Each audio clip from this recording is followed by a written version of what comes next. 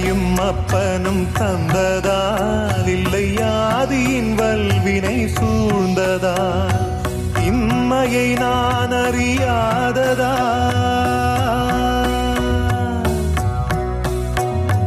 இம்மையை நான் அறியாததா சிறு பொம்மையின் நிலையினில் உண்மையை உணர்ந்திட பிச்சை பாத்திரம் ஏந்தி வந்தேன் ஐயனே என் ஐயனே பிச்சை பாத்திரம் ஏந்தி வந்தேன்